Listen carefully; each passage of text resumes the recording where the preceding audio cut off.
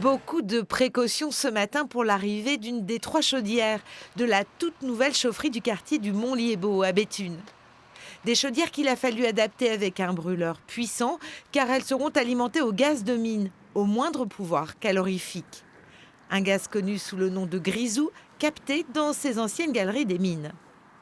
Finalement, cette richesse qu'on a sous nos pieds, le charbon, qui est exploité par nos anciens, ce qu'on appelait l'or noir, est en train de devenir aujourd'hui un véritable or vert, pas cher, en quantité surabondante, puisqu'on a pour 150 ans de réserve 130 milliards de mètres cubes. On a plus de gaz sous nos pieds dans les Hauts-de-France qu'il n'y en a au Qatar ou dans une partie du Moyen-Orient.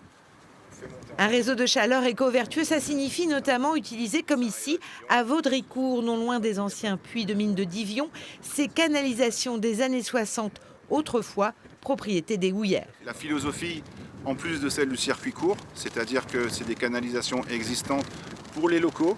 On ne va pas aller tirer des canalisations sur des centaines de kilomètres et en effet d'utiliser l'existant pour éviter au maximum l'impact carbone de notre activité.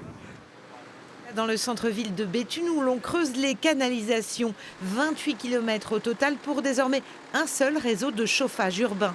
Un chauffage très attendu car très économe, jusqu'à 500 € d'économie par an et par foyer.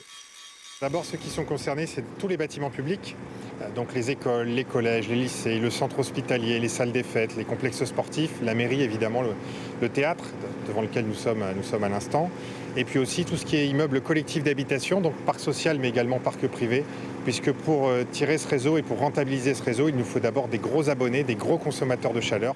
Mise en service prévue janvier 2021, l'exploitation du grisou fait de Béthune un précurseur en France. Le tristement célèbre grisou, responsable d'explosions mortelles, chauffera désormais à moindre coût cette ville de l'ancien bassin minier où près de 30% de la population vit sous le seuil de pauvreté.